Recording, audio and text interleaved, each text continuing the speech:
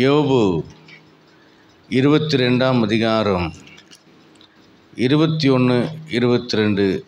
நீர் அவரோடே பழகி சமாதானமாயிரும், அதனால் உமக்கு நன்மை வரும். அவர் வாய் நின்று பிறந்த வேத பிரமாணத்தை ஏற்றுக்கொண்டு அவர் வார்த்தைகளை உம்முடைய இருதயத்தில் வைத்துக்கொள்ள வேண்டுகிறேன். கர்த்தருடைய பரிசுத்தமான நாமத்திற்கு மகிமை உண்டாகட்டும்.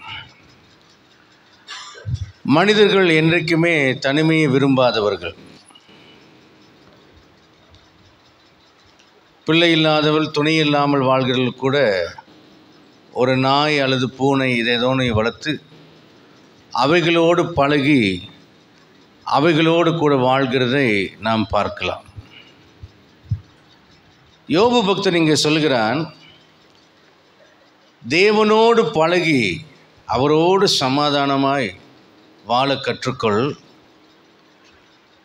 அவரோடு எப்படி சமாதானமாக இருக்க முடியும் அப்படின்னா, அவர் வாயிலிருந்து பிறக்கிற வேத பிரமாணத்தை ஏற்றுக்கொள்ளணும். ஏற்றுக்கொண்டு அவருடைய வார்த்தைகளை உம்முடைய இருதயத்திலே வைத்து கொள்ள வேண்டுகிறேன். அடுத்த வசனத்தில் சொல்றார், சர்வ வல்லவரிடத்தில் நீர் மனம் திரும்பினால் திரும்பவும் கட்டப்படுவீர், அக்கிரமம் உம்முடைய கூடாரத்தில் இருக்காது என்று சொல்லுகிறார். இன்றைக்கி நாம் பார்க்க போகிற ஒரு தலைப்பு, ஐ எம் வித் காட், நான் தேவனோடு. யோசித்தேன், இது இந்த காலத்துக்கு அவசியமா அப்படின்னா அவசியம் என்பதை உணர்ந்தேன். கிறிஸ்துவ வாழ்க்கை செய்கிறவர்களைப் போல நாம் திருப்தியாய் வாழ்கிறோம், ஆனால் உண்மையாக கிறிஸ்துவோடு கூட நாம் வாழ்வதில்லை என்பதை நாம் உணர வேண்டும். ஆண்டவருக்கு நம்முடைய வாழ்க்கையிலே அளிக்கின்ற இடத்தை விட, முக்கியத்துவத்தை விட அநேக காரியங்களும் மனிதர்களும் நம்முடைய வாழ்க்கையிலே முக்கியத்துவம் பெறுகிறார்கள். இந்த காலவெளியிலே ஆண்டவருடைய வருகைக்காக நாம் ஆயத்தப்படுகிற ஒரு சபையாய் காணப்பட வேண்டும். ஒருவேளை அவருடைய வருகை தாமதிக்குமானால் நம்முடைய மரணம் வரலாம். நம்முடைய மரணத்திலே நாம் மரித்ததுக்கு பிற்பாடு நாம் விழிக்கும்போது அவருடைய சாயலால் திருப்தி அடையணும். ஆத்துமாவுக்கு ஒரு விழிப்பு வரும். அது எப்போ வரும்னு கேட்டால், இந்த சரீரத்திலிருந்து வெளியே வரும் பொழுது இந்த ஆத்துமா எல்லாவற்றையும் பார்க்கும். ஆவிக்குரிய மண்டலங்கள் நடக்கக்கூடிய காரியங்களை பார்க்கும். எலிசாவை சுற்றிலும் சமாரியா மலை முற்றுகை போடப்பட்ட பொழுது எலிசாவின் வேலைக்காரன் சொல்கிறான், ஆண்டவரே, நாம் ஐயோ எதிரிகள் சூழ்ந்து கொண்டார்களே, அப்பொழுது பயப்படாதே, அவர்களோடு இருப்பவரை பார்க்க நம்மோடு இருக்கிறவர்கள் அதிகம் என்று சொல்கிறான். ஆண்டவரை இவன் பார்க்கும்படி கண்களை திறங்க அப்படின்னு கேட்டபோது அந்த வேலைக்காரனுடைய ஆத்தும கண்கள் ஆவிக்குரிய காரியங்களை, மண்டலங்களை பார்க்க ஆரம்பித்தது. புலன்களுக்கு எட்டாத காரியத்தை அக்னிமயமான ரதங்களாலும் குதிரைகளாலும் அந்த சமாரியா மலை முழுவதும் சூழ்ந்திருக்கிறதை அவன் கண்டான். அதே போல் நாம் மரித்து இந்த சரீரத்திலிருந்து வெளியே வரும்போது ஒரு விழிப்பு வரும். அப்போ தேவதூதர்களை பார்ப்போம், ஆண்டவராம் இயேசு கிறிஸ்துவை பார்ப்போம். இதுவான் வரைக்கும் நாம் பார்க்காத மறு உலகத்தின் காரியங்களை எல்லாம் நாம் பார்ப்போம். இப்போ ஆத்மாவிலேருந்து நீங்கள் சரீரத்திலேருந்து வெளியே ஆத்மா வந்து விட்டால், இப்போ உங்கள் மனைவியை பார்ப்பீங்க. உங்கள் மனைவி உண்மையாக உங்களை நேசித்தாங்களா இல்லையாங்கிறது உங்களுக்கு தெரியும். உங்கள் பிள்ளைங்க உண்மையாக உங்களை நேசித்தாங்களா இல்லையான்னு தெரியும். அழுகிற பிள்ளையில் எந்த பிள்ளை பீரா சாவியை இடுப்பில் சொருகிட்டு உள்ள இருக்கிற நகைப்பணத்தை ஆட்டையை போடலாங்கிறதும் உங்களுக்கு தெரியும். அட பாவி, இவன் தான் நல்லவன் நினச்சேன், இவன் பாரு அந்த பிள்ளைக்கும் செய்யாமல் அந்த பையனுக்கும் செய்யாமல் இவன் எல்லாத்தையும் ஆட்டையை போடலான்னு வச்சுருக்கானே. ஆட்டைங்கிறது வார்த்தை தவறு, நான் அதை பயன்படுத்தக்கூடாது. அதாவது இவன் கொள்ளையடித்து விடலாம் என்று இருக்கிறானேங்கிறது இந்த சரீரத்தை விட்டு வெளியே வந்ததுக்கப்புறம் தான் நமக்கு தெரியும். அது வரைக்கும் நமக்கு தெரியாது.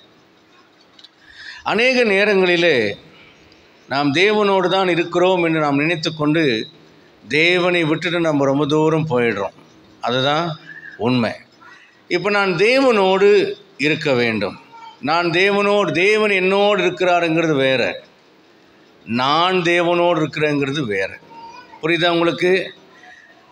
அவர் என்னோடு கூட தான் இருக்கிறார், ஆனால் நான் அவரோடு கூட இல்லாவிட்டால் எனக்கு பிரயோஜனம் இல்லை. இப்போ தேவனோடு இருத்தல் என்றால் என்ன?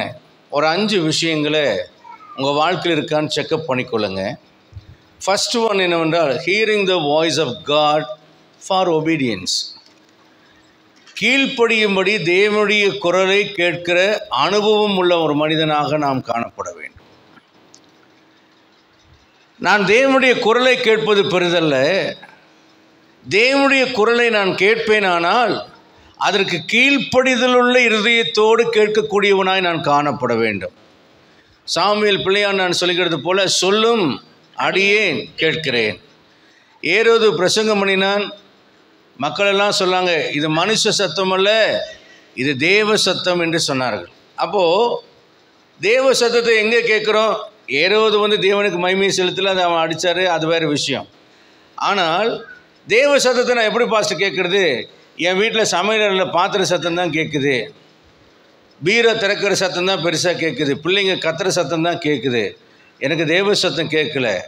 இந்த காலவெளியில் நான் உங்களோடு பேசி கொண்டிருப்பது தேவ சத்தம். அல்லேலூயா. அப்போ தேவனுடைய சத்தத்தை கேட்டு ஏற்றுக்கொண்டு கீழ்ப்படிதலோடு அதை நிறைவேற்றுகிற ஒரு அனுபவம் நம்மிடத்தில் இருந்தால்தான் தேவன் என்னோடல்ல, நான் தேவனோடு இருக்கிறேன் என்று அர்த்தம். அல்லேலூயா. கர்த்தருடைய பரிசுத்தமான நாமத்துக்கு மகிமை உண்டாகட்டும். நிறைய பேர் கர்த்தருடைய வார்த்தைகளை ஏற்றுக்கொள்வதில்லை. இது மனிதனுடைய வார்த்தை, இது பாஸ்டர் சொல்கிற வார்த்தை அப்படின்னு எடுத்துகிட்டு போவாங்க. ஆனால் வேத வாக்கியங்களின்படி ஒரு போதனை அமையும் பொழுது, ஆவியானவர் நம்முடைய குறைகளை குற்றங்களை உணர்த்தி காட்டும் பொழுது, அந்த சத்தம் அந்த வார்த்தைகள் நம்முடைய இருதயத்தை குத்துகிறதாக இருந்தாலும், ஆண்டவன்மாரே நாங்கள் ரட்சிக்கப்பட என்ன செய்ய வேண்டும் என்று சிறைச்சாலையில் கேட்டார்கள்.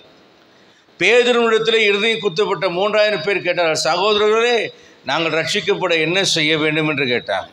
அப்போ தேவ சத்தத்தை கேட்டு நாம் இருதயத்தில் குத்தப்படும் போது நான் எப்படி கீழ்ப்படிவது என்பதை குறித்து கீழ்ப்படிய என்னை ஆயத்தப்படுத்துவது தான் நான் தேவனோடு இருக்கிறேன் என்பதின் அர்த்தம். அல்லேலூயா. இந்த காரியத்தை நீங்கள் நன்றாக கேட்க வேண்டும். ஆதியாகமம் 12:1-3 வாசிக்க வேண்டாம். ஆபிரகாமை கர்த்தர் அழைக்கிறார். இந்த இடத்துல பார்க்கிறோம், எஜமானுக்கும் அடிமைக்கும் அல்லது எஜமானுக்கும் வேலைக்காரனுக்கும் இருக்கிற ஒரு உறவை போல ஆபிரகாமுடைய வாழ்க்கை துவங்குகிறதை பார்க்கிறோம். ஆண்டவர் மட்டும் பேசுகிறார், இவன் அதை கிரியின் மூலியமாக கீழ்ப்படுகிறான். ஆண்டுடைய வார்த்தையை கேட்கிறான், இருதயத்தில் ஏற்றுக்கொள்கிறான், வாழ்க்கையிலே நடைமுறைப்படுத்துகிறான். அப்போ முதலாவது பார்த்தீங்கன்னா ஆபிரகாம் கேட்டு கீழ்ப்படுகிறவனாக இருந்தான். யாத்திராகமம் 19:19 வாசிக்கும்போது மோசே கிட்ட கர்த்தர் சொல்கிறார், உன்னோடு நான் பேசும்போது ஜனங்கள் கேட்க வேண்டும். என்னங்க? உன்னோடு நான் பேசும்போது ஜனங்கள் கேட்க வேண்டும். இப்போ என்னோட ஆண்டவர் பேசுகிறத நீங்கள் கேட்க வேண்டும். அல்லேலூயா. யாத்திராகமம் 20:18 நம்ம படிக்கும்போது, ஜனங்கள் கர்த்தருடைய சத்தத்தை கேட்டபோது மலை புகைகிறதையும் அக்கினி எரிகிறதையும் இடிமுழுக்கிறதையும் கேட்டபோது பயந்து பின்வாங்கி தூரத்திலே நின்றார்கள். 21 ஜனங்களே தூரத்தில் இருந்தார்கள், ஆனால் மோசே கர்த்தருக்கு சமீபத்திலே இருந்தான். அல்லேலூயா. அப்போ தேவனுடைய சத்தத்துக்கு கீழ்ப்படியக்கூடிய மக்கள் என்ன செய்ய முடியும் என்றால், தேவனிடத்திற்கு நெருக்கமாக செல்ல முடியும். ஆனால் முரட்டாட்டமான இருதயம் உள்ளவர்கள் பயப்படுவார்கள்.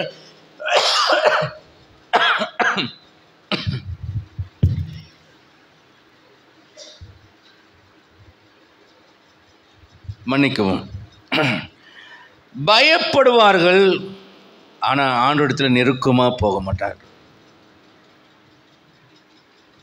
ஆதாமுடைய வாழ்க்கையில் நாம் பார்க்கும்போது, தேவனுடைய சத்தத்தை கேட்டு கேட்டு பழக்கப்பட்டவன், சத்தம் கேட்டவுடனே ஆண்டவரிடத்தில் ஓடுகிறவன். ஆனால் கர்த்தருடைய சத்தத்தை கேட்டவுடனே இவன் தன்னை போய் ஒளித்து கொண்டான். ஏதேன் தோட்டம்தான், தேவன் உருவாக்கினவர் தான், அந்த உருவாக்கினவரே அங்கே உலாவிக் கொண்டிருக்கிறார். இவ்வளோ இருந்தும் இவன் தேவனுடைய வார்த்தைக்கு கீழ்ப்படியாதவனாய் போன போது தேவனுடைய சத்தத்தை கேட்டவுடனே தூரத்திலே போய்விட்டான். இன்றைக்கு நம்முடைய ஆத்துமா தேவ சத்தத்தை கேட்டு மோசேவை போல சமீபத்திற்கு வருகிறதா தூரத்திற்கு ஓடுகிறதா என்பதை பொறுத்து தான் நான் தேவனோடு இருக்கிறேனா. எல்லாரும் சொல்லலாம் அவர் உண்மை உள்ளவர், நான் உன்னை விட்டு விலகுவதும் இல்லை கைவிடுவதில்லை, அவர் உண்மை உள்ளவர். ஆனால் ஆண்டவரை கைவிடுறதில்லை, நாம் ஆண்டவரை விட்டு விலகுகிறதுனால தான் நாம் தீமையில் நாம் சிக்கிக்கொள்கிறோம். என் அன்புக்குரிய அருமையான கர்த்தருடைய பிள்ளைகளே, நாம் 1 சாமுவேல் 15:22-23 வசனத்தின்படி பலியை பார்க்கலும் கீழ்ப்படுதலும் ஆட்டுக்கடாக்களுடைய இனத்தை பார்க்கலும் செவி கொடுத்தலும் உத்தமம் என்று வேதம் சொல்கிறது. அதில் ஆண்டவர் சொல்கிறாரு, செவி கொடுத்து சேர்வதே நலம். அங்கே கர்த்தருடைய சத்தத்திற்கு கீழ்ப்படுகிறதை பார்க்கலும் சர்வாங்க தகனங்களும் பலிகளும் கர்த்தருக்கு பிரியமாக இருக்குமா. பலியை பார்க்கலும் கீழ்ப்படுதலும் ஆட்டுக்கடாக்கள் நினைத்து பார்க்கலும் செவி கொடுத்தலும் உத்தமம். இந்த வசனத்தை மனசில் பதித்துக் கொள்ளுங்க. நாம் போடுகிற காணிக்கையிலே கர்த்தர் பிரியமாக இருப்பதில்லை. நாம் கொடுக்கிற தசமபாகத்தில் கர்த்தர் பிரியமாகி விட்டார் என்று நாம் சொல்ல முடியாது. தேவன் உண்மையாய் நம்மிடத்திலிருந்து எதிர்பார்ப்பது என்ன என்றால் அவருடைய சத்தத்திற்கு கீழ்ப்படுகிறதை கர்த்தர் எதிர்பார்க்கிறார் நம்மிடத்தில். அப்போ எந்த மனிதன் அவருடைய சத்தத்தை கேட்டு கீழ்ப்படுகிறானோ அவன் தேவனோடு இருக்கிறான். நான் தேவனோடு தான் இருக்கிறேனா என்பதை செக் பண்ணி பாருங்கள். Hearing the voice of God for obeying him. அடுத்ததாக காரியத்தை நான் உங்களுக்கு சொல்லுகிறேன். தேவ சத்தத்திற்கு அப்படி கீழ்ப்படுகிற ஒரு மனுஷனை ஆபிரகாமை கர்த்தர் ஆசீர்வதித்தார், மோசேயை ஆசீர்வதித்தார், அநேக பரிசுத்தவான்களை ஆசீர்வதித்தார். உபாகமம் 28:1-14 வசனங்கள் சொல்கிறது, இன்று நான் உனக்கு விதிக்கிற இந்த கட்டளை கற்பனை பிரமாணம் அதாவது தேவ சத்தத்திற்கு செவி கொடுத்தால் நான் உன்னை எப்படியெல்லாம் ஆசீர்வதிப்பேன் என்று கர்த்தர் சொல்கிறார். அப்போ ஒரு விசுவாசியினுடைய வாழ்க்கையில முதல் படி கர்த்தருடைய சத்தத்தை கீழ்ப்படியும்படி ஏற்றுக்கொண்டு நடைமுறைப்படுத்துவது தான் அந்த மனிதன் தேவனோடு நடக்கிறான் என்பதற்கு அடையாளம். ஆமென். இரண்டாவது காரியத்தை நான் சொல்லி கடந்து போகிறேன். ஆதியாகமம் 12ஆம் அதிகாரம் அதே 1-2 வசனத்தில் வாசிக்கும் போது எஜமான் வேலைக்காரன் என்கிற நிலையில தான் ஆபிரகாமோடு கூட கர்த்தர் பேசுகிறார். கிளம்பு, அப்பா அம்மா ஊர் எல்லாத்தையும் விட்டுட்டு நான் சொல்கிற இடத்துக்கு கிளம்புங்கிறார். அவர் கேள்வி கேட்கல, ஆலோசனை பண்ணலை, தாமதம் செய்யலை, அவர் கிளம்பி போகிறார். ஆதியாகமம் 15ஆம் அதிகாரம் 1ஆம் வசனத்துக்கு வரும்போது ஆண்டவர் சொல்கிறார், ஆண்டவர் நான் மகா பெரிய பலனும் கேடகமாக இருக்கிறேன் என்று சொல்லும்போது 2ஆம் வசனத்தில் இப்போ ஆபிரகாம் பேச ஆரம்பிக்கிறார்.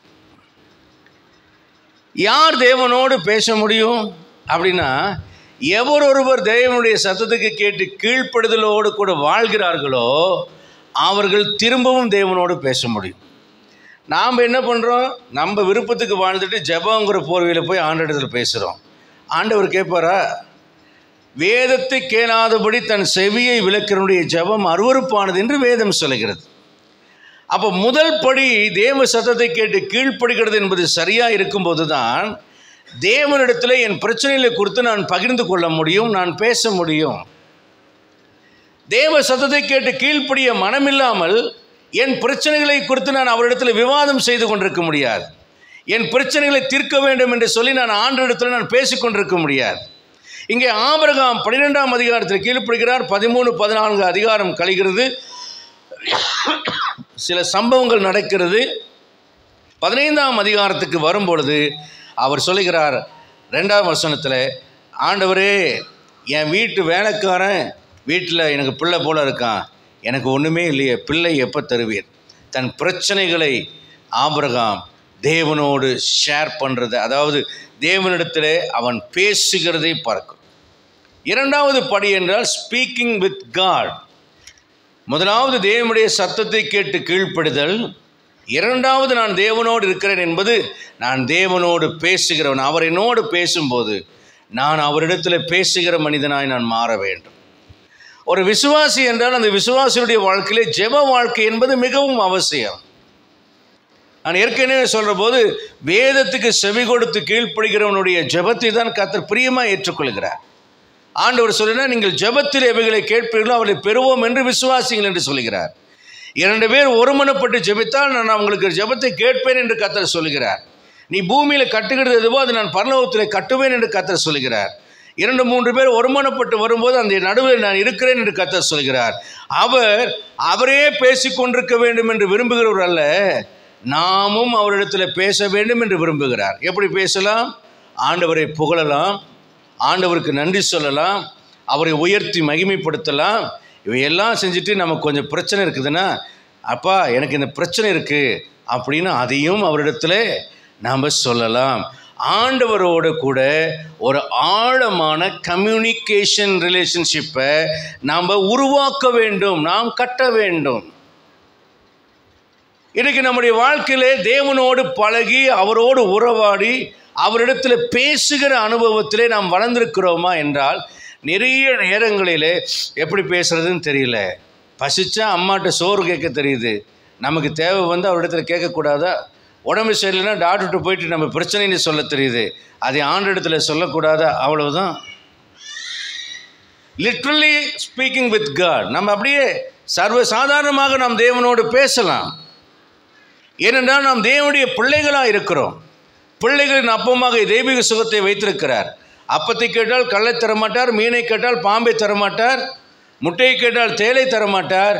நம்முடைய ஆண்டவரை போல மென்மையான, அன்பான, பரிதபிக்கிற, நம்மேல் பரிதாபம் கொள்கிற ஒரு தெய்வத்தை நாம் எங்கேயுமே காண முடியாது. அல்லேலூயா. நமக்காக ஜீவனையை கொடுத்தவர், மற்ற எல்லாவற்றையும் அருள்வதற்கு அவர் ஆயத்தமுள்ளவராக இருக்கிறார். நாம் தான் அவரை புறக்கணிக்கிறோமே தவிர ஜெப நேரத்திலே அவரை தேடாமலும் அவரிடத்தில் ஜெபிக்காமலும் அவரோடு நாம் பேசாமல் இருக்கிறார். அவர் கேட்க ஆவலாக இருக்கிறார். நம்முடைய துதிகளிலே வாசம் பண்ண பிரியமுள்ளவராக இருக்கிறார். நாம் நன்றி பலிகளை ஏற்றுக்கொண்டு மேன்மேலும் நம்மை உயர்த்தி ஆசீர்வதிக்க ஆண்டவர் வல்லவராக இருக்கிறார். என் அன்புக்குரிய அருமையான கர்த்தருடைய பிள்ளைகளே, நம்முடைய பிரச்சனைகளை ஆபிரகாம் தேவனிடத்தில் பகிர்ந்து கொள்கிறார். 17:17 வரும்பொழுது தேவனிடம் தன்னுடைய கருத்தை சொல்லுகிற அளவுக்கு ஆபிரகாமுக்கும் தேவனுக்கும் நடுவே நெருக்கம் இப்போ அதிகரிக்கிறது. முதல் காரியம் கீழ்ப்படியும்படி சத்தத்தை கேட்டார். இப்போ கீழ்ப்படுதலோடு ஒரு 3 அதிகாரத்தை தாண்டி விட்டார். 15ஆம் அதிகாரத்தில் வரும்போது தன் பிரச்சனையிலேயே ஆண்டவரிடத்தில் சொல்கிறார், எனக்கு இந்த தேவை இருக்குது, புள்ள தரலன்னு சொல்கிறார். 17ஆம் அதிகாரம் 17ஆம் வசனத்துக்கு வரும்போது ஆண்டவர் உனக்கு பிள்ளை தரமே, சாரால் உனக்கு பிள்ளையை கொடுப்பா அப்படின்னு ஆண்டவர் சொன்னாலும், ஆண்டவரே உங்கள் பிளான் எல்லாம் இருக்கிறது பரவாயில்ல, I am waiting for last 30 years நான் 25 years நான் வெயிட் பண்ணிட்டேன். அதனால் இப்போ இஸ்மவேல் ஆல்ரெடி நானாக ஒரு ஆளுக்கு என்ன பண்ணிட்டேன், டெவலப் பண்ணி ரெடி பண்ணிட்டேன். இஸ்மவேல் இருக்கிறான், அதனால் இஸ்மவேல் பிழைக்கட்டும் ஆண்டவரே. எனக்கு தான் பிள்ளை வேணும்னு கேட்டால் எனக்கு தான் பிள்ளை கிடச்சிருச்சுல, இஸ்மவேல் பிழைக்கட்டும். இப்போது ஆண்டவரோடு கூட தன் கருத்தை பகிர்ந்து கொள்ளும் அளவுக்கு ஆபிரகாமுக்கு தைரியமும் ஆண்டவரோடு ஒரு நெருக்கமும் ஏற்படுகிறது. ஆண்டவர் அதை ஏற்றுக்கொண்டாரா அப்படின்னா, ஆண்டவர் சொன்னார், ஏற்றுக்கொண்டார். இஸ்மவேலுக்காக நீ செய்த விண்ணப்பத்தையும் நான் கேட்டேன், அவனையும் ஒரு ஜாதியாக்குவேன். ஏனென்றால் இப்போ ஆண்டவருக்கும் ஆபிரகாமுக்கும் நடுவில் ஒரு திக் ரிலேஷன்ஷிப் பில்டப் ஆயிடுச்சு. ரொம்ப க்ளோஸ் ஆகிட்டாங்க 2 பேரும். அதனால் ஆபிரகாமுடைய மனசை புண்படுத்த ஆண்டவர் விரும்பலை. ஆண்டவர் தன்னை ஆபிரகாமுக்காக கொஞ்சம் விட்டு கொடுக்கிறார். தன்னுடைய திட்டங்களை அவர் விட்டு கொடுக்கவில்லை. ஆனால் ஆபிரகாமுடைய ரிக்வெஸ்ட்டை ஆண்டவர் மறுக்கவில்லை. என்றைக்கும் ஒன்று தெரிந்து கொள்ளுங்க, தேவன் உங்களை குறித்து வைத்திருக்கிற திட்டத்தை விட்டு பின்வாங்க மாட்டார். நீங்கள் என்ன ஜெபம் பண்ணாலும் உங்களுக்காக வைத்திருக்கிற திட்டத்தை மாற்றிக்க மாட்டார். ஆனால் அதே சமயத்தில் நீங்கள் ரிக்வெஸ்ட் பண்ணுற ரிக்வெஸ்ட்டையும் அவர் செய்ய மாட்டேன்னுலாம் சொல்ல மாட்டார். நல்லதோ கெட்டதோ கேட்டுட்டார், ரைட் விடு. ஆபிரகாம் செய்தது தப்பு தான். பையன் இப்போ பிறந்துட்டான், அவனை கொல்ல முடியாது, அவன் பிழைக்கட்டும் ஆண்டவரேங்கிறாரு. சரி, அவன் பிழைக்கட்டும். ஆனாலும் ஆபிரகாம கூட வாழ்கிறதுக்கு அவர் அனுமதி கொடுக்கல. அவனை ஆசீர்வதிச்சார், அவனை பிரபுவாக்கினார், ஐஸ்வர்யம் உள்ளவனாய் மாற்றினார். ஆனால் ஆபிரகாமோடு கூட வாழ ஆண்டவர் அனுமதி கொடுக்கல. ஆண்டவர் தன் திட்டத்தை விட்டு மாற மாட்டார், அவர் உறுதியாக இருப்பார். ஆனால் இஸ்மவேலுக்காக இவன் கேட்குறானே, என் வார்த்தைக்கெல்லாம் கீழ்ப்படிஞ்சவன் கேட்குறானேன்னு அவனை நோகடிக்க விரும்பவில்லை. ஆகவே இஸ்மவேலுக்காக செய்த விண்ணப்பத்தையும் நான் கேட்டேன். இப்போ ஆபிரகாமுக்கு எங்கே இந்த தைரியம் வந்தது? தேவனோடு பழகி பழகி பழகி க்ளோஸ் ரிலேஷன்ஷிப்பை தேவனோடு கூட பில்டப் பண்ணிட்டான். இன்றைக்கு நாம் அதுபோல் ஆபிரகாம் அப்படி ஆண்டவரோடு கூட பழகி நெருக்கமானாரே, நாம் அந்த அளவுக்கு நெருக்கம் காண்பிக்கிறோமா? 22ஆம் வசனம் சொல்கிறது, ஆபிரகாமோடு பேசி முடித்த பின்பு ஆண்டவர் எழுந்தருளி போனார். அப்போ ஆண்டவர் வந்து ஆபிரகாம் கிட்ட பேசிட்டு போகிறார். ஒரு அல்லேலூயா சொல்லுங்களேன். நாம் ஜெபிக்கும் போது ஆண்டவர் பரலோகத்திலிருந்து வந்து நம்முடைய ஜெபத்தை கேட்கிறார். அதை மறந்துடாதீங்க. எவ்வளோ பெரிய தேவன், எவ்வளவு தாழ்மையாக வரார். நாம் கோயிலுக்கு போய் தான் அவரை பார்க்கணுன்ற இல்லை, அதுக்காக சண்டே சர்வீஸ்க்கு வரக்கூடாதுன்னு சொல்லலை. புரியுதா உங்களுக்கு? அங்கே போய் தான் பார்க்கணுன்னு இல்லை, ஆனால் நம்ம இருக்கிற இடத்துல கூப்பிடும்போது சமீபமாய் அவர் நம்ம மத்தியிலே வருகிற ஒரு ஆண்டவராக இருக்கிறார். அல்லேலூயா. ஆகவே ஆண்டவரை நீங்கள் புரிந்து கொண்டு அவரோடு கூட நீங்கள் உறவாட வேண்டும். ஆண்டவருடைய வந்தார், பேசினார், இவர் கீழ்ப்படிந்தார். அடுத்து இவர் பேசுகிறாரு, ஆண்டவர் கீழ் கேட்குறாரு. அப்புறம் இவருடைய கருத்தை சொல்கிறாரு, ஆண்டவர் கேட்குறாரு. அடுத்தது பார்த்தீங்கன்னா, இப்போ ஆண்டவர் தன்னையே ஆபிரகாமுக்கு அடையாளம் காண்பிக்கிறார். எப்போது? ஆதியாகமம் 18ஆம் அதிகாரத்தில் 1, 2, 3 வசனத்தில் இருக்கும்போது, மம்ரேயின் சமபூமியிலே கூடார வாசலில் உட்கார்ந்துருக்கும்போது 3 புருஷர் எதிரே நிற்கிறதை ஆபிரகாம் கண்டான். கண்ட உடனே அவனுக்கு தெரிஞ்சிருச்சு, ஆண்டவரும் தூதரும் வந்திருக்கிறார்கள் என்று. ஆண்டவராக இயேசு கிறிஸ்துவும் தூதர்களும் வந்திருக்கிறாங்க அப்படிங்கிறத அவர் தெரிஞ்சிட்டார். உடனே எதிர்கொண்டு ஓடி அவங்கள அழைச்சிட்டு வந்து வீட்டில் வந்து சாப்பாடு போடுற அளவுக்கு அவர் வந்து நெருக்கமாக இருந்துட்டார். இப்போ ஆபிரகாம் வீட்டுக்கு வந்து சோறு ஆக்குற வரைக்கும் ஆண்டவர் வெயிட் பண்ணுறார். எவ்வளோ ஒரு தாழ்மை. சில நேரத்தில் புருஷன்மார் சோறாக்குறதுக்கு லேட்டாச்சு, என்ன சோறு ஆக்கலையா, இது தியானிக்கும் போது எனக்கு அப்படி பயமாக இருந்துச்சு. ஒரு கண்ணுக்குட்டியை அறுத்து சமைக்கிறதுக்கு எவ்வளோ நேரம் ஆகும்? அறுக்கிறதுக்கே கிட்டத்தட்ட 1 மணி நேரம் ஆகும், 1.5 மணி நேரம். எவ்வளோ எக்ஸ்பர்ட்டாக இருந்தாலும் அது துண்டு துண்டாக வெட்டணும். அதுக்குள்ளே அங்கே மாவு எடுத்து பிசைஞ்சு அதையெல்லாம் சுடணும். விறகு அடுப்பாக தான் இருந்திருக்கும். எவ்வளோ டைமாக இருக்கும்? குறைஞ்சது ஒரு 3 மணி நேரமாவது இருக்கும். அப்போ ஆண்டவர் 3 hours, more than 3 hours அவர் வெயிட் பண்ணி மரத்துக்கடியில், எங்கே வர்றாரு? சேர்லையா? மரத்துக்கடியில் சாய்ந்து கொண்டிருங்கள். ஒரு படுதா போட்டு உட்கார வச்சுருந்துருப்பான். சாஞ்சு உட்காந்துட்டு அவன் கொண்டு வர சாப்பாடுக்காக ஆண்டவர் காத்து கொண்டிருக்கிறேன். இது லிட்ரலாக நடந்த விஷயம், கட்டுக்கதையோ புராணமோ அல்ல. அப்போ திங்க் பண்ணி பாருங்கள், எவ்வளவு எளிமையும் தாழ்மையுமான ஒரு ஆண்டவர் நம்ம கூட பழகிறதுக்கு எவ்வளவாய் தன்னை விட்டு கொடுக்கிறார் என்று பாருங்கள். இப்படிப்பட்ட ஆண்டவரை நாம் துக்கப்படுத்தலாமா? இவ்வளவு நேசிக்கிற நம்முடைய ஆண்டவருக்கு விரோதமான காரியங்களை நாம் செய்யலாமா? ஒரு நாளும் கூடாது. ஆதியாகமம் 18ஆம் அதிகாரம் 29, 32 இந்த நெருக்கம் ஆபிரகாமுக்கு ஒரு தைரியத்தை வரவழைக்கிறது. அவன் சொல்கிறான், 10 நீதிமான்கள் இருந்தால் அழிப்பீங்களா? 5 பேர் இருந்தால் அழிப்பீங்களா அப்படின்னு கேட்டுட்டு, இன்னும் ஒரு விஷயம் அது அடியான் துணிந்து பேசுகிறேன். அப்போது தேவனோடு தைரியமாக நொய்யின்னு பேசுறதுக்கு சில பேர் சொல்லுவோம், பிள்ளைங்க நொய்யின்னு பேசுகிறேன், நொய்யுங்க போ அந்த பக்கம் அப்படின்னு சொல்லுவோம் இல்லையா? இப்போது ஆண்டருக்கு கோபம் வராதிருப்பாராக அப்படி சொல்லி இன்னும் ஒரு தடவை பேசுகிறேன், 10 பேர்த்துக்கு 5 பேர் குறைஞ்சா, 5 பேர்த்தில் 3 பேர் குறைஞ்சா, அப்படிலாம் கேட்டுட்டு வரார். கேட்டுட்டு வரும்போது இன்னும் ஒரு விஷயம் பேசுகிறேன். அப்போது தேவனிடத்தில் பேசக்கூடிய அந்த துணிவு, அந்த தைரியம் ஆபிரகாமுக்கு எதனால் கிடைத்ததுன்னா, அவ்வளோ க்ளோஸ் ரிலேஷன்ஷிப்பில் ஆபிரகாமும் தேவனும் வாழ்ந்தார்கள். அதாவது தேவன் ஆபிரகாமோடு என்பதை விட ஆபிரகாம் தேவனோடு நெருங்கிவிட்டார். அல்லேலூயா. தேவனோடு நெருங்காதனால சத்தம் மட்டும் கேட்டான். ஆனால் தேவனோடு நெருங்கினோடனே இவன் பேசுகிறான், அவர் கேட்குறாரு, அவர் பேசுகிறாரு, இவர் கேட்குறாரு. அவர் ஒரு பிளான் சொல்கிறாரு, இவர் ஒரு பிளானை சொல்கிறாரு. அடுத்தது ஒரு ஊரை அழிக்கணும்னு போகிறாரு. லோத்தை மனசில் வச்சுட்டு எப்படியாவது காப்பாற்றணுமேன்னு சொல்லிட்டு அப்படியே ஸ்டெப் பை ஸ்டெப்பாக பேசி பேசி பேசி பேசி தன்னுடைய இருதயம் என்னங்கிறத அங்கே சொல்கிறாரு. அந்த அளவுக்கு க்ளோஸ் ரிலேஷன்ஷிப். தேவனோடு பேசி பாருங்கள், தேவனோடு பழகுங்கள். அதைத்தான் யோபு சொல்கிறான், அவரோடு பழகி சமாதானமாயிரும், அதனால் உமக்கு நன்மை வரும். அன்பானவர்களே, தேவன் என்னோடு இருக்க வேண்டும் என்று கேட்டுக்கொண்டு இருக்கிறோமே, என்றைக்காவது நாம் சிந்தித்து பார்த்துக்கிறோமா, நான் தேவனோடு தான் இருக்கிறேனா என்று? 3வது காரியத்தை உங்களுக்கு சொல்லி நான் கடந்து போகிறேன். Walking with God. ஆமோஸ் 3ஆம் அதிகாரம் 3ஆம் வசனத்தில் சொல்கிறது, இருவர் ஒருமனப்பட்டாலேயே ஒருமித்து நடந்து போவார்களோ என்று பார்க்கிறோம். அப்போ 2 பேர் ஒன்றா நடந்து போகிறதுக்கு 2 பேர்த்துக்குள்ளே என்ன இருக்குன்னா ஒரு மனம் வரும். சில நேரத்தில் வாக்கிங் போகும்போது புருஷன் முன்னாடிலாம் போகிறத நான் பார்த்துக்கிறேன். நல்லா இடித்து தோலை உரசி பேசிகிட்டே போயிட்டுருப்பாங்க. திடீர்னு பார்த்தா அந்த ஐயா வேகமாக முன்னால் போவார், இந்த அம்மா அப்படியே ஸ்லோவாக போகும். என்ன ஆச்சுன்னா ஆர்கியூமெண்ட்டு சண்டையாக போயிருக்கும். சண்டை வந்தோடனே 2 பேர்த்துக்கும் கருத்து ஒத்து போகிறோம்னா உடனே அவர் விட்டுட்டு போயிடுவார். இந்த அம்மா போயா நீ போகிறந்த போய்க்க உங்களோட அவன் வருவான் அப்படின்னு நான் ஸ்லோவாக போகிறேன் அப்படின்னு போவோம். அப்போ ஒருமனப்படாமல் 2 பேரும் ஒன்றா என்ன செய்ய முடியாது, நடந்து போக முடியாது. நம்ம ஆண்டவரோடு கூட மனம் ஒன்றி போகிறவர்களாக இருக்க வேண்டும். எலியா சொல்கிறார் 1 ராஜாக்கள் 18ஆம் அதிகாரம் 21ஆம் வசனத்தில் சொல்கிறார், நீங்கள் எந்த மட்டும் 2 நினைவினாலே குந்தி நடப்பீர்கள்.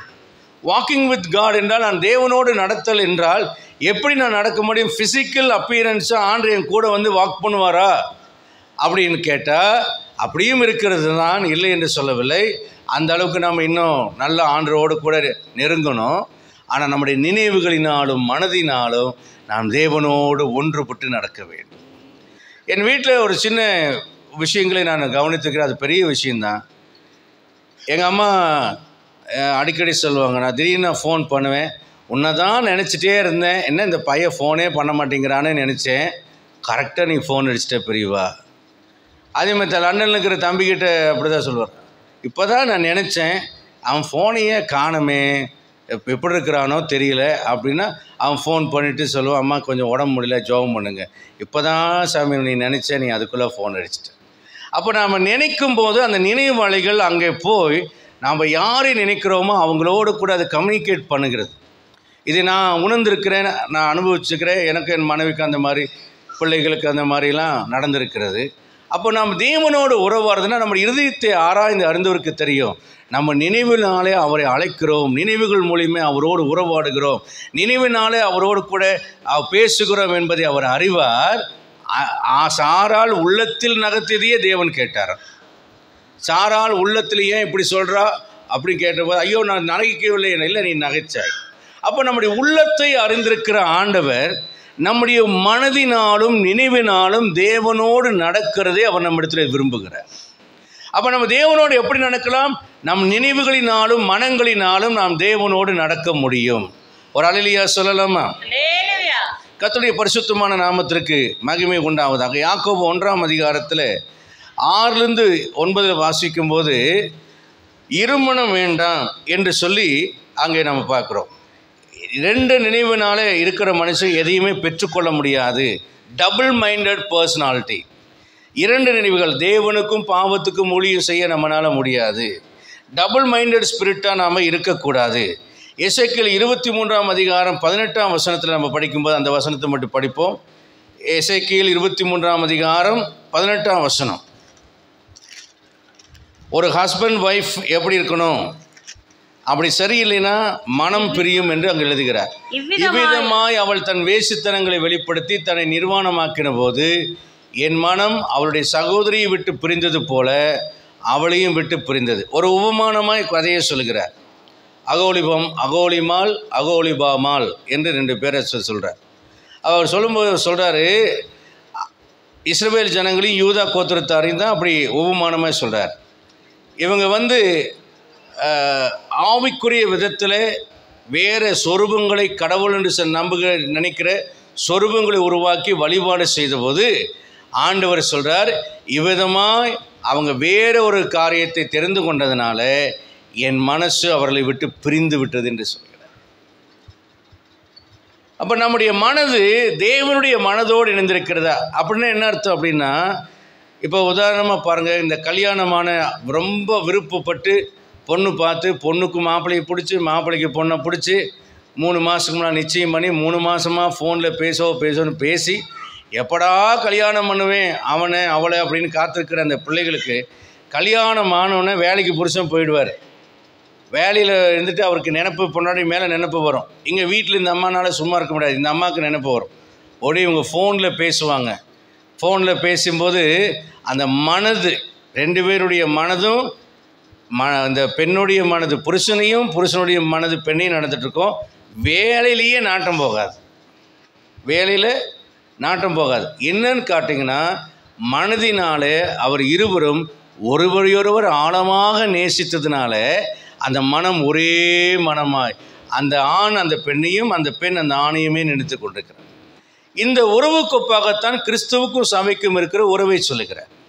அப்போது ஒரு விசுவாசி தேவனை அந்தளவாய் தன் மனதில் நேசிக்க முடியும்போது தான் அவரோடு ஒன்றுபட்டு நடக்க முடியும். அல்லேலூயா. தேவனுக்கு மாறாக வேறு ஏதாகிலும் ஒரு காரியத்தை நடுவாலே கொண்டு வந்து விட்டால் ஆண்டவருடைய மனது நம்மை விட்டு பிரிந்து போகும்.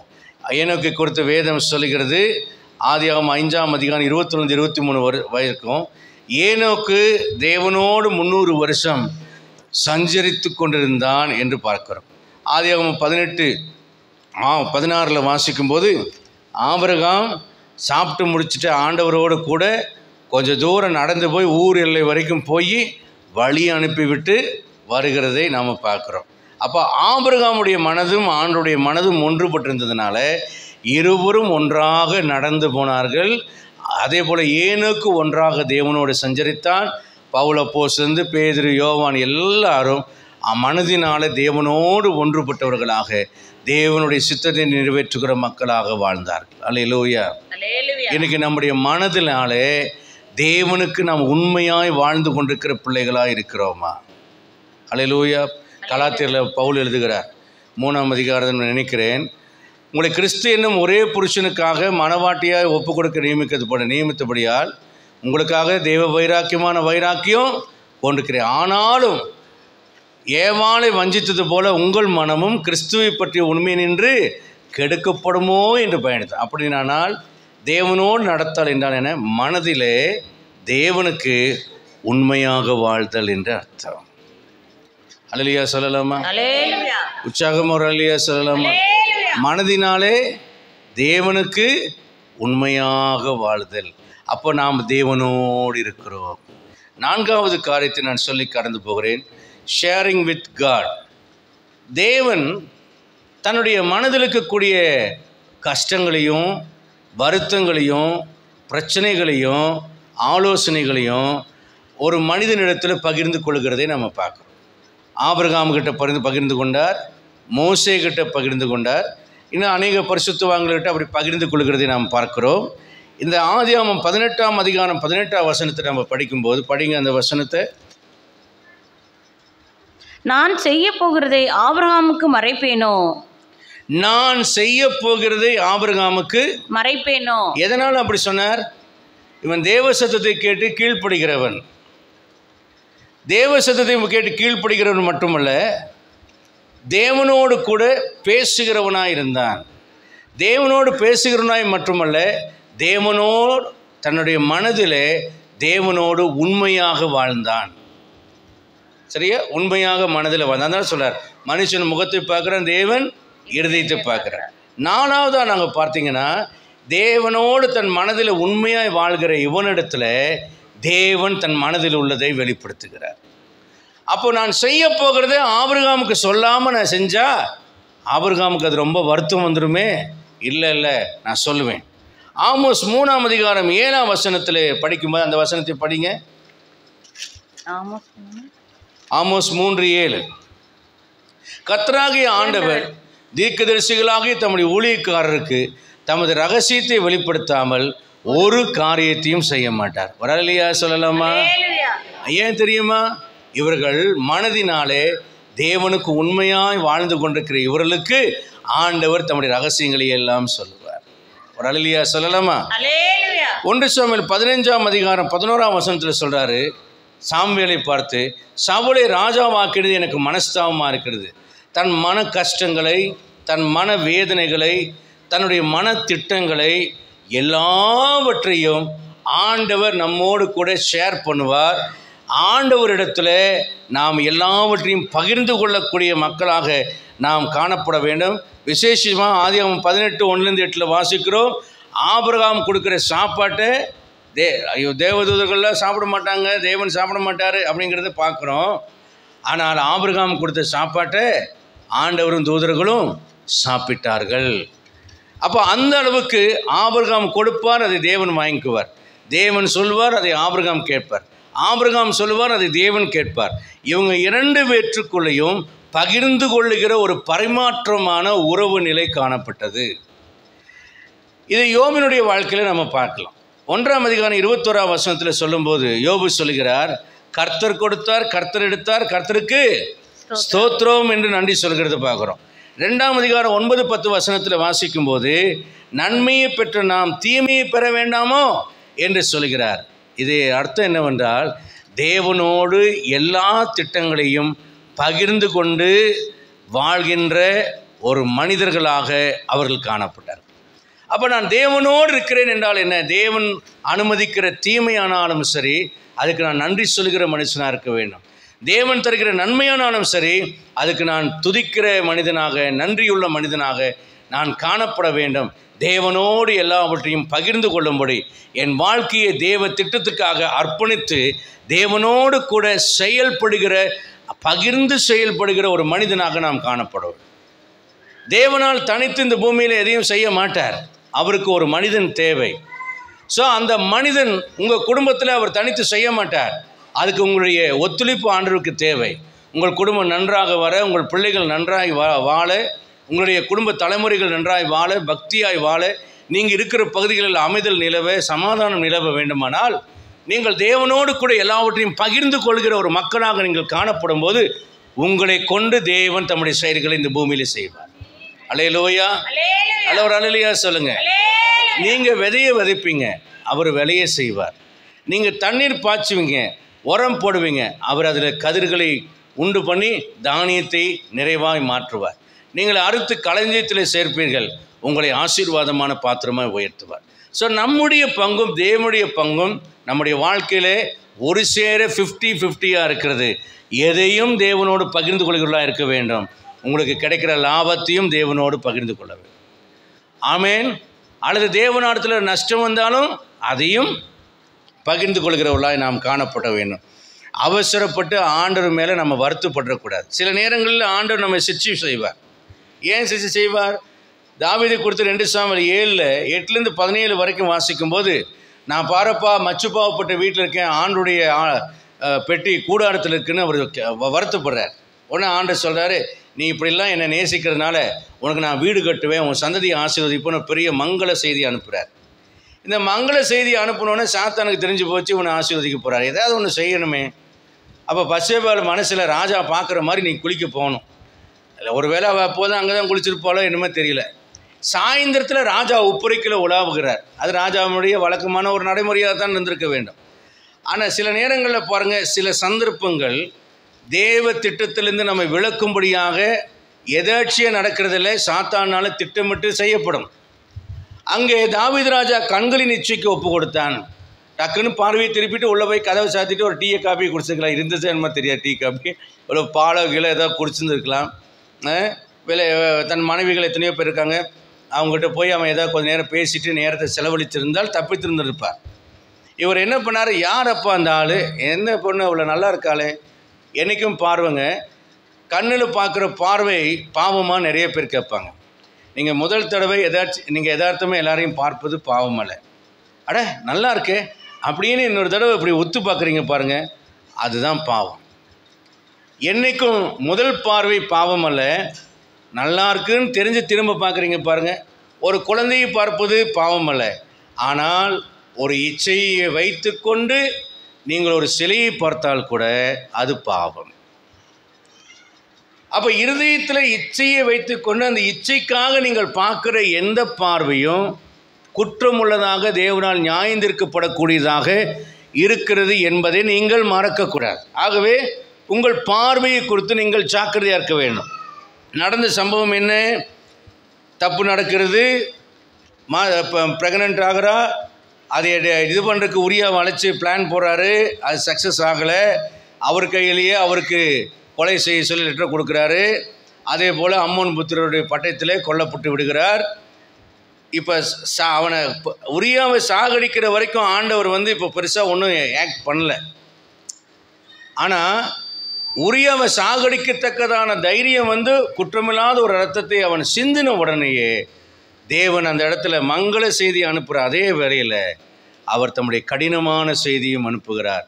தாவீதுக்கு ஒரு சிட்சையை அனுப்புகிறார். என்ன செய்கிறார் என்றால், அங்கே நடந்தது என்னவென்றால், உனக்கு பிறந்த பிள்ளை சாகும் என்கிறார். அதே போல் தாவீதுக்கு பிறந்த பிள்ளை சாகிறது. மனம் திரும்புதலோடு ஆண்டவரிடத்தில் தன்னை ஒப்பு கொடுக்கிறான். அதற்கு பிறகு பிறந்த பிள்ளையை கர்த்தர் நேசிக்கிறார். சாலமோனை மகாராஜாவாய் மாற்றுகிறார். அல்லேலூயா. அப்போ ஒரு மனம் திரும்புதல் இல்லாமல் தேவனுக்கு எதிரான நிலைப்பாட்டை உடையவர்களாக இருந்து தேவனுக்கு எதிரான காரியத்தை செய்யும்போது தேவன் நமக்கு ஒத்துழைப்பு கொடுப்பதில்லை. தேவன் கண்டிப்பாக நம்மை சிட்சிப்பார். அவருடைய சிட்சை கடினமானதாகத்தான் இருக்கும். அதுக்காக நாம் தேவனிடத்தில் கோபப்படக்கூடாது. தகப்பன் தான் நேசிக்கிற புத்திரனை சிட்சிக்கிறது போல கர்த்தர் சிட்சிக்கிறார். சிட்சையும் தாங்கிக் கொள்ள நீங்கள் பழகினால்தான் நீங்கள் தேவனோடு இருக்கிறீர்கள் என்று அர்த்தம். அல்லேலூயா. ஆண்டவர் தப்பு செய்யும்போது ஒரு அடி கொடுப்பார். அதை ஏற்றுக்கொண்டு ஆமாம் ஆண்டவரே என்னை மன்னித்துக் கொள்ளுங்கன்னு கேட்டால் கிருபை கிடைக்கும். ஆனால் நான் பின்வாங்கி போகிறேன்னு போனால் வாழ்க்கை கேடாகி போயிடும். ஒரு கடைக்காரனுக்கு ஒரு உண்மையுள்ள நல்ல மனுஷன் வேலைக்காரன் இருந்தான். அவன் ரொம்ப உண்மையாக இருப்பான். அவனோட உண்மை அக்கம் பக்கம் கடையில் எல்லாத்துக்கும் தெரியும். அப்போ இந்த வேலைக்காரன் கிடைத்தது எவ்வளோ அதிர்ஷ்டம் என்று சொல்லுவாங்க. ஆமாம், உண்மையான அதிர்ஷ்டசாலி என்று சொல்லுவான் அந்த முதலாளி. ஒரு நாள் கல்லாப்பட்டியில் பணம் எண்ணும்போது 1000 ரூபாய் குறைந்து விட்டது. இந்த வேலைக்காரனையும் இவரையும் தவிர கல்லாப்பட்டி யாரும் திறக்க மாட்டார்கள். இவருக்கு சந்தேகம் வந்து விட்டது. என்னடா இவ்வளோ உண்மையாக இருக்கிறவன் 1000 ரூபாவை எடுத்துட்டானேன்னு கூப்பிட்டு அவனை கூப்பிட்டு, இங்கே பாரு 1000 ரூபாய் காணலை, உன்னையும் என்னையும் தவிர வேறு யாரும் திறக்கலை. அப்படி இருக்கிற பட்சத்தில் 1000 ரூபாய் காணலை, நீ தான் எடுத்திருக்க. நீ மரியாதை நாளைக்கு வந்து 1000 ரூபா கொடுத்துரு, இல்லைன்னா சம்பளத்தில் 1000 ரூபா நான் பிடிச்சிக்குவேன், அதோட நீ வேலைக்கும் வராத அப்படின்னு அவர் சொல்லிட்டார். அந்த வேலைக்காரன் ரொம்ப வருத்தத்தோடு போய்விட்டார். வீட்டுக்கு வந்தபோது அவர் மனைவி துவைத்து அவருடைய சட்டைப்பையிலேருந்து ஒரு 1000 ரூபாய் தாள் எடுத்து, என்னங்க உங்கள் சட்டைப்பையிலேயே ஒரு 1000 ரூபாய் வச்சுட்டீங்க, நானும் பார்க்காம தண்ணியில் போட்டேன், ரூபா நோட்டு நனைஞ்சிருச்சுன்னு சொல்லி 1000 ரூபாய் கொண்டு வந்து கொடுத்தேன். அப்போ தான் அவருக்கு புரிந்தது, கல்லாப்பட்டிக்கு போடுறதுக்கு பதிலாக தன் பேக்கெட்டில் 1000 ரூபா அவர் வைத்து விட்டது மறந்து விட்டார் என்பதை அவர் புரிந்து கொண்டார். உடனே அந்த வேலைக்காரன் நாளைக்கு சம்பளம் வாங்க வருவானே, அப்போ அவங்ககிட்ட நடந்தது சொல்லி மன்னிப்பு கேட்டு திரும்பவும் அவனை வேலையில் வைத்துக்கொள்ளலாம் என்று நினைத்து அடுத்த நாள் வேலைக்கு போகிறார். அவனை சம்பளம் வாங்கவும் வரவில்லை, வேலைக்கும் வரல. 2 நாள் ஆச்சு, 3 நாள் ஆச்சு, 4 நாள் ஆச்சு, வரவில்லை. சரி, என்னதான் நடந்தது, எங்கே போயிட்டானா அங்கே தேடி போனார். அவன் இருந்த வீட்டை காலி பண்ணிட்டு போயிட்டான். வேற ஒரு அட்ரஸ் கொடுக்குறாங்க. அந்த அட்ரஸுக்கு போனால் அங்கே இதை விட பெரிய கடை. அந்த கடையில் அங்கே போய் அங்கே வேலைக்கு சேர்ந்துட்டான். அப்போது திருட்டு பட்டம் கட்டி வந்தவன் இவங்க வேலைக்கு சேர்ந்துட்டானே சொல்லிட்டு அங்கே போய் அந்த முதலாளிகிட்ட போய் அவன் இங்கே தான் வேலை செய்கிறானா அப்படின்னு கேட்டபோது, ஆமாங்க, இவ்வளோ வருஷமாக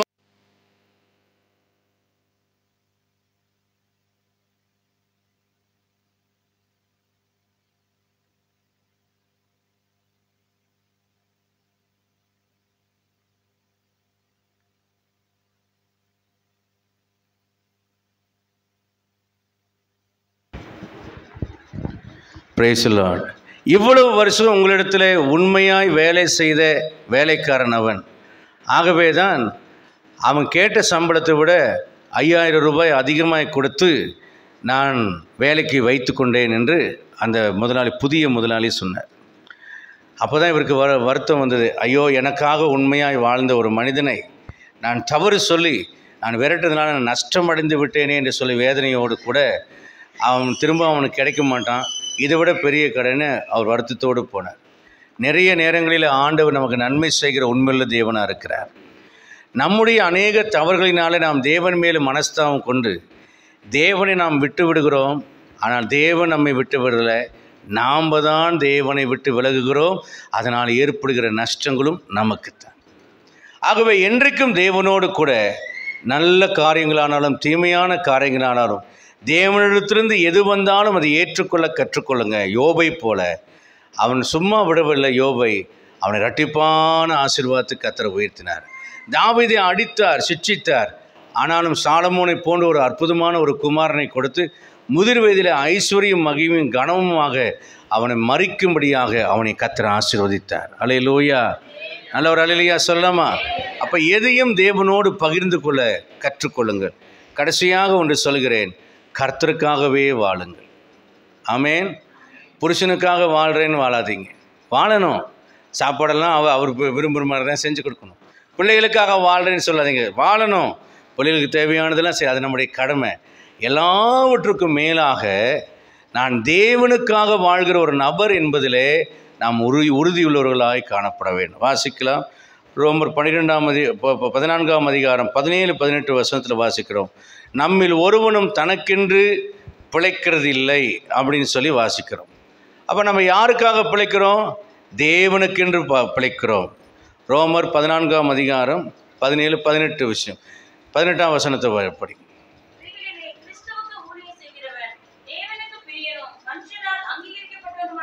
அப்போ நல்ல ஒரு விஷயத்தை நீங்கள் கவனிக்கணும். தேவனுக்காக ஊழியம் செய்கிறவன் தேவனுக்கு பிரியனும் மனுஷரால் அங்கீகரிக்கப்பட்டவனாக இருக்கணும். அப்படின்னா என்ன அர்த்தம்னா, தேவனுக்காக எவன் ஒருவன் வாழ்கிறானோ, தேவனை பிரியப்படுத்தி வாழ்கிறானோ, அவன்தான் மனிதரால் ஏற்றுக்கொள்ளப்படக்கூடியவனாக இருப்பான். அல்லேலூயா.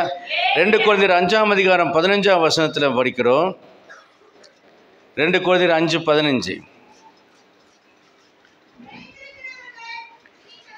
பிழைத்திருக்கிறவர்கள் இனி தங்களுக்கென்று பிழைத்திராமல் தங்களுக்காக மரித்து எழுந்தவருக்கென்று பிழைத்திருக்கும்படி அவர் எல்லாருக்காகவும் மரித்தார். இங்கே வேதம் சொல்கிறது, ஐயா உனக்காக நீ பிழைக்காத, தேவனுக்காக வாழணும். என் வாழ்க்கையில் அடிக்கடி நான் எனக்காக வாழணுமா தேவனுக்காக வாழணுமாங்கிற நெருக்கடி எனக்கு வரும். பொருளாதார சிக்கல்கள், பண கஷ்டங்கள். அப்போ கர்த்தர் எனக்கு ஒன்றை கற்றுக் கொடுத்தார். மகனே, இங்கே நான் உனக்கு தராத எல்லாம் பரலோகத்திலே நான் உனக்கு தருவேன். இங்கே நீ எனக்கு உண்மையாக ஊழியம் செய்து எனக்காக வாழ்ந்து என்னிடத்தில் எதிர்பார்த்து கிடைக்காமற் போன எந்த ஒரு காரியமானாலும் அது நீ மேலே உலகத்துக்கு வரும்போது அங்கே நான் உனக்கு தந்து உன்னை சந்தோஷப்படுத்துவேன். அல்லேலூயா. லாசருவை ஆபிரகாம் மடியில் வந்து தேற்றினார். ஆண்டவர் அங்கே ஆபிரகாம் சொல்கிறான், இப்பொழுது அவன் தேற்றப்படுகிறான். நிறைய நேரங்களிலே போதிய வருமானம் இல்லாத ஒரு சூழ்நிலை இருக்கும். அதுக்காக நான் அழுது கொண்டு வருமானம் இல்லைன்னு, ஐயோ இந்த விசுவாசிக்கு தசமபாகம் தரல, அந்த விசுவாசி தசமபாகம் தரலன்னா காத்திருக்கிறது. அது ரொம்ப அசிங்கம். அழைத்தவர் ஆண்டவர், எஜமானன் அவர். ஊழிய வாழ்க்கையிலே பசி பட்டினி வந்தாலும் அந்த பசி பட்டினியோடு செய்வதற்கு கற்றுக்கொள்ள வேண்டுமே தவிர, ஏன் ஆண்டவரே எனக்கு இந்த வேதனைன்னு சுயப்படுதாமல் அழுது கொண்டிருக்கக்கூடாது. இதுதான் என்னுடைய நிலைப்பாடு. எனக்கு ஆண்டவர் கற்றுக் கொடுத்த ஒரு காரியம். மக்களை நம்பியோ மக்களுடைய பணத்தை நம்பியோ வாழாமல், பிரதிபலனை எதிர்பார்க்காமல், உயர்வை எதிர்பார்க்காமல் வாழ வேண்டும். ஒரு சமயம் என்னிடத்தில் சொன்னார், என்ன இங்கே இந்த சர்ச்சை எவ்வளோ பெரிய சர்ச்சா, எவ்வளோ வருமானங்கள்லாம் வருது, உன் சர்ச்சில் என்ன வருமானமே வரல நீ சொல்கிறியே, எவ்வளோ வருஷம் ஊழியம் செய்கிற, வருமானம் வரலையா அப்படின்னு கேட்டாங்க. அப்போ நான் மனதுக்குள்ளே சிந்தித்து கொண்டேன், ஊழியம் என்பது ஒரு பிஸ்னஸ் இல்லை. ப்ராஃபிட் போட்டுட்டு, அதாவது கேபிட்டல் போட்டு ப்ராஃபிட் எடுக்கிறதுக்கு இட்ஸ் நாட் எ பிஸ்னஸ். ஆண்டவர் எனக்கு கற்றுக் கொடுத்தது என்னென்னா, தன்னைத்தான் வெறுத்து தன் சிலுவையை எடுத்துக்கொண்டு வருகிறவன். அப்படின்னா தனக்கு உண்டானதையெல்லாம் தேவனுக்காகவே விட்டு கொடுத்து செய்கிறவன் தான் ஊழியக்காரன். அப்போ வேதம் நமக்கு எப்படிப்பட்ட ஒரு ஊழியத்தை போதிக்கிறது என்றால், தேவனுக்காக எல்லாவற்றையும் இழந்துவிடு என்று ஊழியக்காரனுக்கு போதிக்கிறது. நேற்றுக்கு ஒரு முந்தானேத்து நினைக்கிறேன் வீடியோ பார்த்தேன். அதில் ஒரு சகோதரி சாட்சி சொல்கிறாங்க, அவர் தான் சர்ச்சுக்கு வரலையா, ஏன் வரலன்னு போய் கேட்கணும்னு போனாங்களாம். அப்போ அவரை பார்த்து சொன்னாங்க, நீங்கள் தானே பிரதர் இந்த கூட்டத்துக்கு காய்கறியெல்லாம் வாங்கி கொடுப்பீங்க, நீங்களே கை விட்டுட்டு போகிறீங்களேன்னு அவங்க வீட்டில் போய் அழுதாங்களாம். எனக்கு ரொம்ப அவமானமாக இருந்தது. தேவனிடத்தில் போய் கேட்டிருந்தா காய்கறி மண்டியவே கொண்டு வந்து கொடுத்துருப்பார். ஒரு 1000 ரூபா காய்கறி வாங்கி தரவங்க வீட்டில் போய் நீ அழுவியா?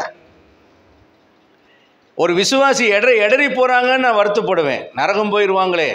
ஆனால் ஏதோ ஒரு சர்ச்சில் போய் செட்டில் ஆகிட்டாங்கன்னா அதுக்கப்புறம் கவலைப்படுமான். ரைட், கர்த்தரை விட்டு போகல, நல்லா எங்கே இருந்தாலும் வாழ்க. அப்படி தான் நான் பெருந்தன்மையாக போயிடுவேன். ஒருத்தங்க கெட்டு போகிறது தான் எனக்கு வருத்தமாக இருக்கும். ஆனால் இவங்க காசு தரலையே, அவங்க அது தரலையே, ஒரு நாள் நான் வருத்தப்படுறதில்லை. என் பேக்கெட்டில் இருக்கிறது எல்லாம் எடுத்து தேவனுக்காக இதுவரைக்கும் செலவழித்து கொண்டிருக்கிறேன். கர்த்தர் என்னை வெட்கப்படுத்தவும் இல்லை, கைவிடவும் இல்லை. ஏனென்றால் நாம் நமக்கென்று பிழைக்கிறவர்களாக அல்ல, நாம் தேவனுக்கென்று பிழைக்கிறோம். ஸோ அவருடைய நோக்கம் என்ன, அவருடைய சித்தம் என்ன, அதை நிறைவேற்றுவது தான் நம்முடைய கடமையாக இருக்கிறது. கலாத்தியர் 2:20 வாசிக்கிறோம், கிறிஸ்துவுடனே கூட சிலுவையில் அறையப்பட்டேன், நான் அல்ல, எனக்குள் பிழைத்திருக்கிறது யார், நான் பிழைத்திருக்கிறது இயேசுவுக்காக நான் பிழைத்திருக்கிறேன் என்று சொல்லி அப்போஸ்தலனாகிய பவுல் சொல்கிறார். 1 கொரிந்தியர் 10:31 சொல்கிறாரு, புசித்தாலும் சரி குடித்தாலும் சரி எதை செய்தாலும் கர்த்தருடைய நாம மகிமைக்காக செய்யுங்கள். அல்லேலூயா.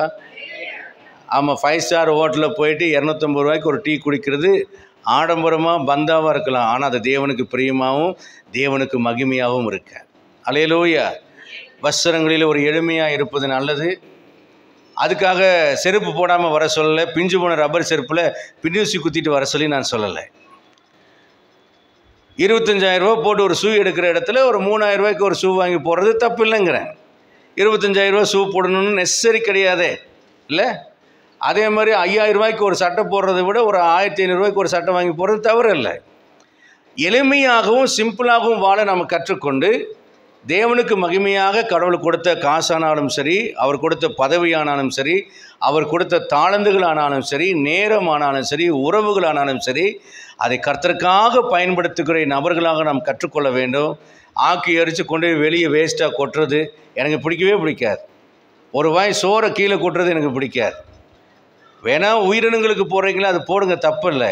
ஆனால் அளவுக்கு மிஞ்சி போட்டு வெளியே கொட்டுவது, சில நேரங்களில் கல்யாண வீடுகளில் பார்ப்பேன், பிரியாணி போட்டிருப்பாங்க, கறி வாங்கியிருப்பாங்க, அப்படியே கொத்து கொத்தாக கறியை வச்சுட்டு இலையை மூடுவாங்க. எத்தனை பேர் ஒரு வேளை ஆகாரம் இல்லாமல் கஷ்டப்படுகிறார். உங்களுக்கு என்ன சாப்பிட முடியுமோ அதை மட்டும் வாங்குங்க. சாப்பிட முடியலையே இலையில மிச்சம் வைக்கிறது வாங்காதீங்க. யாரோ ஒருத்தர் சாப்பிடுவாங்கல்லவா. என்றைக்கும் இதை கற்றுக்கொள்ளுங்க. அந்த தவறை செய்யாதீங்க. சாப்பிடும்போது கூட நம்முடைய இலை, பாஸ்டர் பீட்டர் கிளமெண்ட் அடிக்கடி என் இடத்துல சொல்லுவாங்க, அளவாக வாங்குவாங்க. அப்புறம் என்னை பார்த்து சாப்பிட்டு முடிச்சோன்னு சொல்லுவார், என் இலை பாருங்கள் க்ளீனாக இருக்குது. சினாடு மீட்டிங்கில் இருக்கும்போது சொல்லுவார், ஏன்னா வேணுங்கிறத மட்டும் வாங்கிடுங்க, கீழே கொட்டாதீங்க. கன்வென்ஷன்லேயும் அதை அடிக்கடி அவர் இன்சிஸ்ட் பண்ணுவார். எதுக்கு நான் இதை சொல்கிறேன்னா, நம்ம நமக்காக வாழலை, நம்ம தேவனுக்காக வாழ்கிறோம். இன்னொருவருடைய ஆகாரத்தை நாம் மீதம் வைத்து வேஸ்ட் பண்ணக்கூடாது. எளிமையாகவும் பிறருக்கு உதவியாகவும் வாழ்கிறது தான் தேவனுக்காக வாழ்கிற ஒரு வாழ்க்கை. அப்போ தேவனுக்கு இடத்துல வேதத்தை படிங்க. அது நமக்கு நிறைய ஆலோசனை சொல்லும். யாருக்கும் இடல் உண்டாக்காதே, உன் விருப்பப்படி வாழாதே, மற்றவர்களை நேசிக்க கற்றுக்கொள், இதெல்லாம் நிறைய வசனம் சொல்கிறது. அதன்படி வாழ்வு தான் தேவனுக்காக வாழ்கிற ஒரு வாழ்க்கை. ஏனென்றால் 1 கொரிந்தியர் 6 12 13 19 20 வாசிக்கிறோம். இந்த சரீரம் கர்த்தருடையது என்று வாசிக்கிறோம். அப்போ நாம் எப்படி வாழணும்னா, இந்த ரூத் நகோமியை ஃபாலோ பண்ணால் பாருங்கள். ரூத் 1ஆம் அதிகாரம் 14 18 வசனம் வரைக்கும் பார்க்கும்போது, உன்னுடைய தேவன் என்னுடைய தேவன், உன்னுடைய ஜனம் என்னுடைய ஜனம், உம்மோடு வருவதை குறித்தே அன்றி திரும்பி போவதை குறித்து எங்கிட்ட என்ன செய்ய வேண்டாம், பேச வேண்டாம். மரணம் ஒன்றை தவிர உண்மையும் என்னையும் வேறு ஒன்றும் பிரிக்க. அந்த மாதிரி தேவனை மரணம் ஒன்று தவிர மரணத்தும் பிரிக்காது. பவுல் எழுதுகிறார், உயர்வோ தாழ்வோ, ரோமருக்கு எழுதின 8ஆம் அதிகாரம் 35 39 வரைக்கும் வாசிக்கும்போது, கிறிஸ்துவின் அன்பை விட்டு என்னை பிரிப்பவன், எப்பொழுதும் அடிக்கப்படக்கூட ஆடுகளைப் போல நாங்கள் எண்ணப்பட்டாலும் கிறிஸ்துவின் அன்பை விட்டு என்னை பிரிப்பவன் யார்? உபத்திரமோ, வியாகுலமோ, துன்பமோ, நிர்வாணமோ, பசியோ, நாசமோசமோ, பஞ்சயமோ, பட்டயமோ, வருங்காலமோ, நிகழ்காலமோ, தேவதூதனானாலும் அதிகாரங்களானாலும் துரைத்தனங்களானாலும் எதுவும் கிறிஸ்துவின் அன்பை விட்டு பிரிக்க மாட்டாது என்று நான் நிச்சயித்திருக்கிறேன் என்று சொல்கிறார். அல்லேலூயா சொல்லலாமா? அப்போ எந்த நிலையிலையும் அவருக்காகத்தான் வாழ்வேன், அவருடைய அன்பை விட்டு எதுவும் என்னை பிரிக்காத நிச்சயத்தோடு நீங்கள் வாழ்வீர்களானால் நீங்கள் தேவனோடு இருக்கிறவர்கள். அல்லேலூயா. ஆகவே அன்புக்குரியவர்களே, நாம் தேவனோடு வாழ்கிறவர்களாய் காணப்பட கர்த்தர் நமக்கு கிருபை செய்வாராக. கண்களை மூடி நாம் ஜெபிக்கலாம்.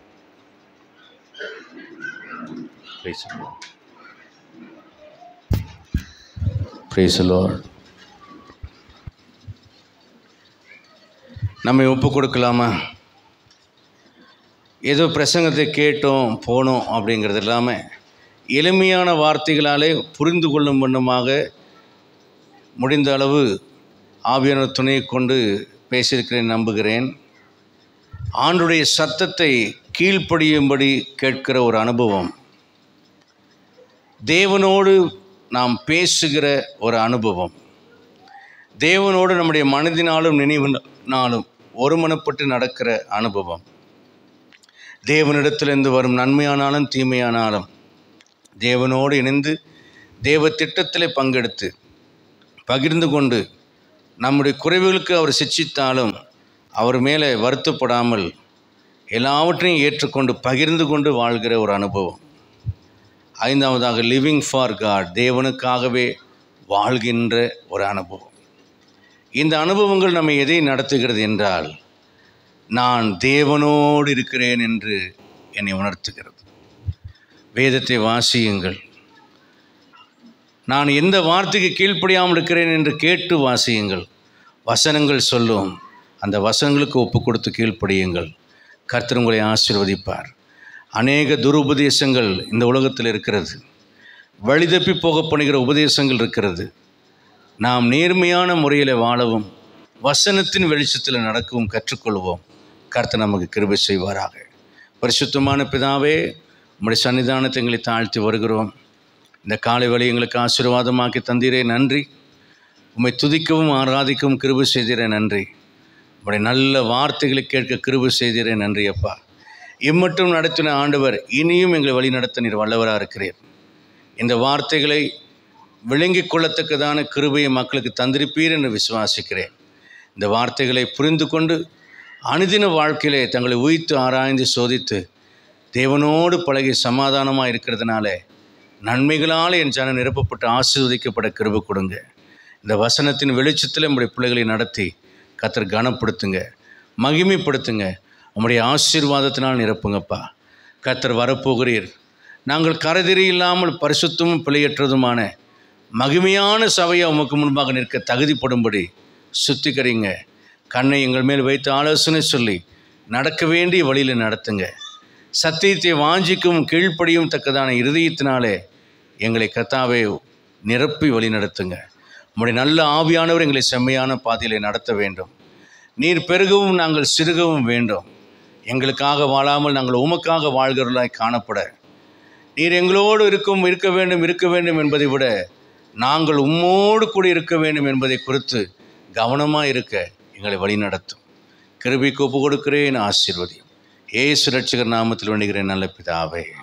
என் ஆத்துமாவே கர்த்தரை ஸ்தோத்திரி, மனமே பரிசுத்த நாமத்தை ஸ்தோத்திரி. என் ஆத்துமாவே கர்த்தரை ஸ்தோத்திரி, கர்த்தர் செய்த சலபாங்களை மறவாதே. ஆமென். நம்முடைய கர்த்தராக இயேசு கிறிஸ்துவின் கிருபையும் பிதாவாகிய தேவனுடைய அன்பும் பரிசுத்த ஆவியின் அன்னுணைக்கும் ஆசீர்வாதம் சந்தோஷ சமாதானம் நாம் அனைவரோடும் ஒழுங்கு சகல பரிசுத்தவான்களோடும் இன்றும் என்றும் கர்த்தர் திரும்ப வரும் இருப்பதாக. ஆமென். God bless you all. கர்த்தர் உங்களை ஒவ்வொருவரையும் ஆசீர்வதிப்பாராக.